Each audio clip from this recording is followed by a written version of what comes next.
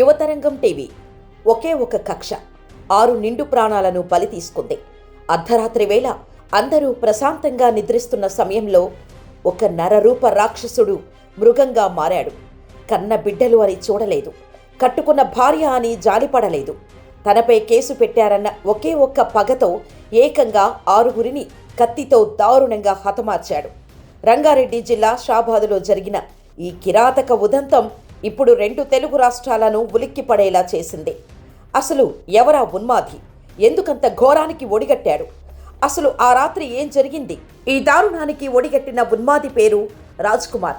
రంగారెడ్డి జిల్లా షాబాద్ మండలం దైవాలగూడ గ్రామానికి చెందినవాడు. అయితే కొంతకాలం క్రితం ఇతను అదే గ్రామానికి చెందిన ఒక మైనర్ బాలికను తీవ్రంగా వేధించేవాడు. కాలేజీకి వెళ్తున్న సమయంలో వేధించడమే కాకుండా ఒకసారి పరీక్ష రాసి వస్తుండగా బాలికను బలవంతంగా లాక్కెళ్లే ప్రయత్నం కూడా చేశాడు.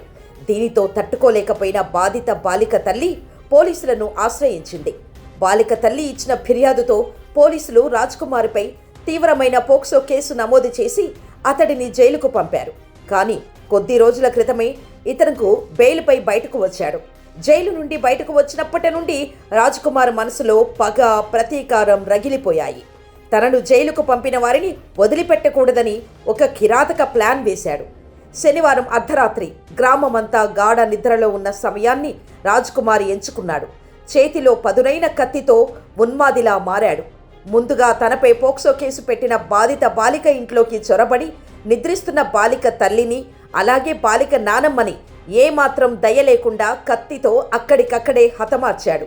తర్వాత ఆ మైనర్ బాలికను బలవంతంగా తన సొంత గ్రామమైన దైవాలగూడ గ్రామానికి సమీపంలోని చెరువు కట్ట వద్దకు తీసుకెళ్లి కత్తితో దారుణంగా చంపేశాడు. అంతటితో ఆ ఉన్మాది పగ చల్లారలేదు. నేరుగా తన సొంత ఇంటికి వెళ్ళాడు.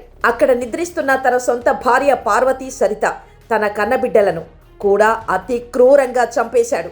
కనీసం మాట్లాడటం కూడా రాని ఆ పసి కూనలను కన్న తండ్రే రాక్షసుడిలా మారి ప్రాణాలు తీశాడు. కేవలం అరగంట వ్యవధిలోనే 6గురిని శవాలుగా మార్చేశాడు. ఈ దారుణం చేసిన తర్వాత రాజ్ కుమార్ తన తండ్రికి ఫోన్ చేసి, నాన్న, నేను 6గురిని చంపేశాను, నేను చనిపోతా అని మొబైల్ స్విచ్ ఆఫ్ చేసేశాడు. షాకు గురైన తల్లిదండ్రులు వెంటనే పోలీసులకు సమాచారం అందించారు. ఒకేసారి 6గురు దారుణ హత్యకు గురయ్యారన్న వార్తతో సైబరాబాద్ పోలీసు యంత్రాంగం ఒక్కసారిగా ఉలిక్కిపడింది.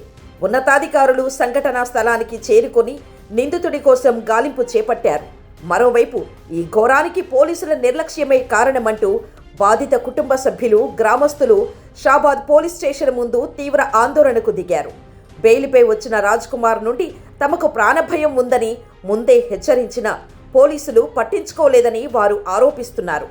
ఫ్యూచర్ సిటీ పోలీసులు పరారీలో ఉన్న రాజ్ కుమార్ను పట్టుకోవడానికి 10 ప్రత్యేక బృందాలను రంగంలోకి దించారు.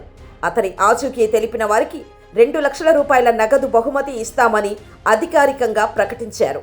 క్షణికావేశం, కక్ష సాధింపు అనేవి ఒక మనిషిని ఎంతటి మృగంగా మారుస్తాయో చెప్పటానికే ఈ షాబాద్ ఘటనే ఒక నిదర్శనం. తప్పు చేసిన వాడు జైలుకు వెళ్లడం సహజం. కానీ దానిపై పగ పెంచుకొని పసిపిల్లలు అని కూడా చూడకుండా 6గురిని బలి తీసుకోవడం నిజంగా సమాజం తలదించుకోవాల్సిన విషయం. ఈ నరరూప రాక్షసుడికి ఎలాంటి శిక్ష పడాలో కింద కామెంట్స్లో తెలపండి. మరిన్ని సమాచార విశ్లేషణల కోసం మన ఛానల్ని సబ్స్క్రైబ్ చేసుకోండి. ధన్యవాదాలు.